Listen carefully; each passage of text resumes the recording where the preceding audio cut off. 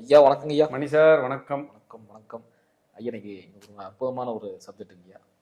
எல்லாரும் பிறக்கிறோம், ஜனனம் எடுத்துட்டோம்.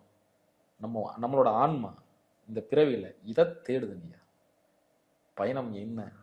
அருமையான கேள்வி. நிறைய பேருக்கு நான் ஏன் பிறந்தேன், இதுக்கு என் பிறவியின் நோக்கம் என்ன, இந்த ஆன்மா எதை தேடிக்கிட்டு இருக்கு அப்படிங்கிறத கேள்வியை கேட்குறாங்க நிறைய.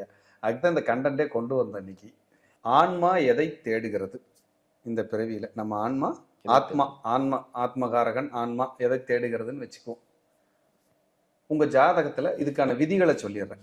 ஃபர்ஸ்ட் இதில் பேப்பர் பேனாவெல்லாம் எடுத்து வச்சுக்கோங்க, தயாராக நோட் பண்ணிக்கோங்க. உங்க ஜாதக கட்டத்தை ஒரு செல்போன்ல போட்டுக்குங்க. நிறைய ஆப் இருக்குல்ல இன்னைக்கு, அந்த ஆப்ல போட்டு உங்களுடைய நான் சொல்ற விஷயத்த நோட் பண்ணுங்க. ஃபர்ஸ்ட் முதல்ல உங்க ஜாதகத்துல உங்க ஜாதக கட்டத்தை திருக்கணித முறைப்படி கணிச்சுக்கணும். ஜாதக கட்டத்தை திருக்கணித முறைப்படி கணிச்சுக்கணும். கணிச்சிட்டிங்கன்னா 9 கிரகம் வரும். மாந்தி உட்பட 10. மாந்தி கணக்கில் சேர்த்தக்கூடாது. மாந்தி உட்பட 10 இருக்கும். இதில் நம்மளுடைய ஆன்மா எதை நோக்கி பயணிக்கிறங்கிறதுக்கு தேடக்கூடிய கிரகங்கள் மொத்தம் 7 பேர் தான். ராகு கேதை விட்டுறணும். மொத்தம் 7 பேர் இருப்பாங்களா? ராகு கேதை விட்டுட்டா அந்த ராகு கேதை விட்டது போக மீதி 7 பேர் யாரு? சூரியனிலிருந்து ஆரம்பிச்சு சனீஸ்வரன் வரைக்கும் 7 பேர் இருப்பாங்க. அப்படிப்பட்ட அந்த கிரகம் உங்க ஜாதகத்துல ஒரு கட்டத்துக்கு 30 டிகிரி. கிரகம் எங்க இருந்தாலும் சரி, ஒரு கட்டத்துல மொத்தம் 30 டிகிரி தான். அதுல எந்த கிரகம் ஹை டிகிரியில் இருக்கு, அதிக பாகை, இப்ப 30 டிகிரியில் இருக்கு. உதாரணத்துக்கு ஒரு குரு ஒரு ஜாதகத்துல 29 டிகிரியில் இருக்கு. இல்ல இன்னொரு ஜாதகத்தை எடுத்துக்குவோம். புதன் ஒரு ஜாதகத்துல இருக்கிறதுலயே எல்லா கிரகத்தை விட அதிக டிகிரியில் இருக்கு. யாருக்கு உங்களுடைய ஜாதகத்தில் ராகு கேதுகளை தவிர 7 கிரகங்களில் அதிக பாகை பெற்ற கிரகம் எதுவோ அதுவே உங்களுடைய ஆத்மகாரகன். ஆத்மகாரகன் ஹை டிகிரி, ஹெச்டி பிளானட்னு சொல்லுவோம். ஆத்மகாரகன். LD planet low degree planet, எல்டின்னு சொல்லுவோம். அப்ப ஹெச்டி பிளானட்னா ஹை டிகிரி. உங்க ஜாதகத்துல திருக்கணித முறைப்படி கணிச்சு அந்த ராசி கட்டத்துக்குள்ள பாத்தீங்கன்னா இந்த கிரகம் இத்தனை டிகிரியில நிக்குதுன்னு அவங்க போட்டிருப்பாங்க. அப்படி உங்க ஜாதகத்துல ஒரு கிரகம் இருக்கிற டிகிரியில விட அதிக பாகையில் இருக்கும். ஒரு சில கிரகம் 3 டிகிரியில் இருக்கும், ஒரு சில கிரகம் 5 டிகிரியில் இருக்கும், ஒரு சில கிரகம் 18 டிகிரியில் இருக்கும். ஆனா ஒரு சில கிரகம் 28 டிகிரி, 27 டிகிரி, 29 டிகிரி, 29 டிகிரி வரைக்கும் இருக்கும். அப்படி இருந்துட்டா இருக்கிறதுலே அதிக பாகை பெற்றா அதுதான் உங்களுடைய ஆத்மகாரகன். உங்களுடைய நோக்கம், உங்களுடைய வாழ்க்கை பயணம் அந்த ஹை டிகிரியில என்ன பிளானட் இருக்கோ அதை நோக்கி தான் பயணமா இருக்கும். வேற எதுவுமே இருக்காது. உங்க பயணமே இதை நோக்கி தான். அந்த ஆத்மகாரகன் சொல்லக்கூடிய ஹெச்டி பிளானட் எந்த ராசி கட்டத்தில் இருக்குதோ அதுதான் காரகாம்சம். இது ஜெயமுனி சூத்திரம். பராசர மகரிஷி மாதிரி ஜெயமுனின்னு ஒரு மகரிஷி இருந்தார். அவர் இப்படி ஒரு சூத்திரத்தை வகுத்து வச்சிருக்காரு. இதுக்கு பேர் காரகாம்சம்னு பேர். அப்ப எந்த இடத்துல இருக்குதோ அந்த அதிக பாகை பெற்ற கிரகம் உங்க 12 ராசி கட்டத்துல ஒரு இடத்துல போய் உட்கார்ந்து இருப்பார்ல, அந்த ராசி எதுவோ அதுதான் உங்க நோக்கம். அதுதான் உங்க நோக்கம். இப்போ உதாரணத்துக்கு ஒன்று சொல்லுவோம். இப்போ சூரியன் அதிக டிகிரியில் இருக்கு.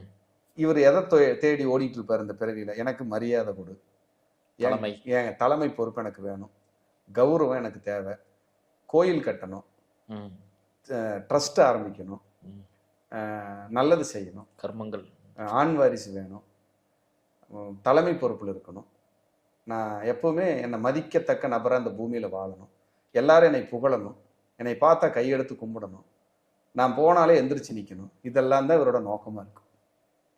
நல்லதும் இருக்கும், கெட்டதும் இருக்கும். தர்ம சிந்தனையோட வாழணும், மனிதாபிமானத்தோட வாழணும், மற்றவங்களுக்கும் உதவி செய்யணும். இதெல்லாம் இந்த சூரியன் அதிக பாகையா இருந்தா.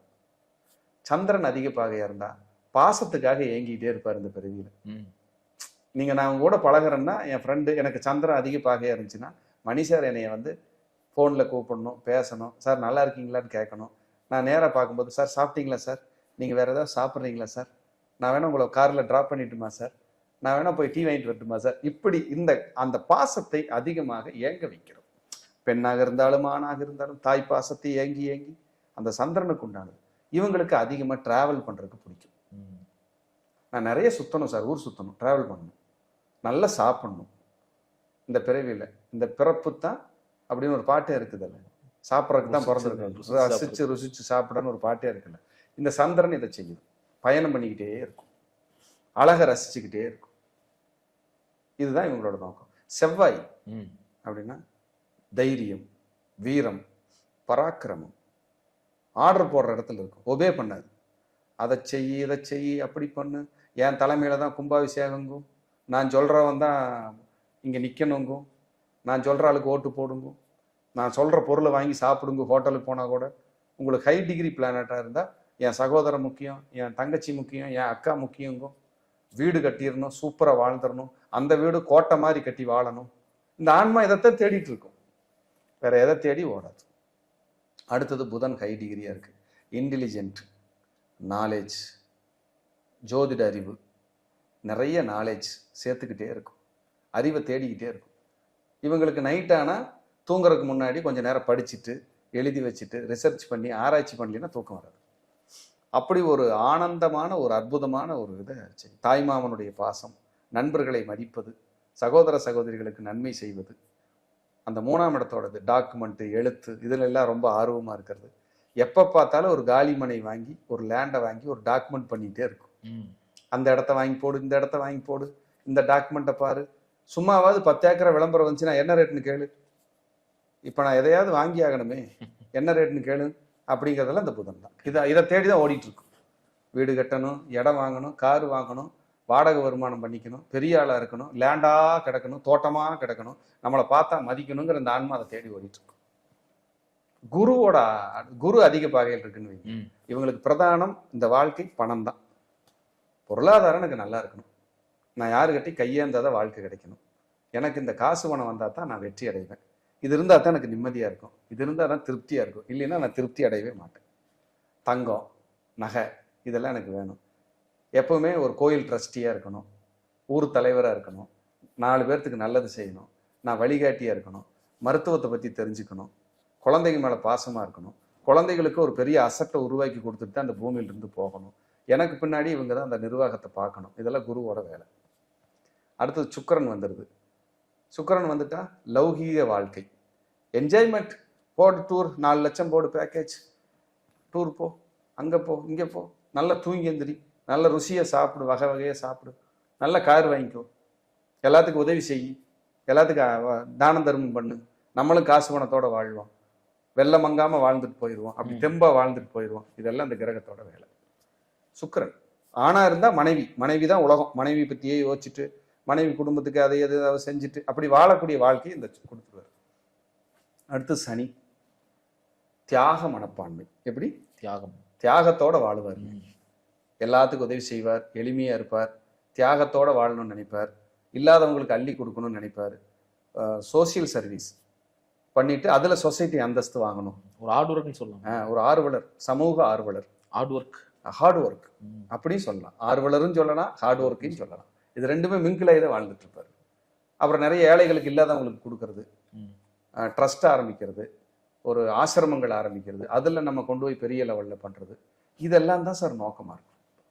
இவர் நோக்கமே இதை சுற்றியே தான் சார் இருக்கும். சமூக சேவைக்காக பிறந்திருக்காங்க சார். இதே எனக்கு பிடிக்கும் சார். நான் ரொம்ப எளிமையாக இருப்பேன், ஆனால் எல்லாத்துக்கும் உதவி செஞ்சுட்டு இருப்பேன்.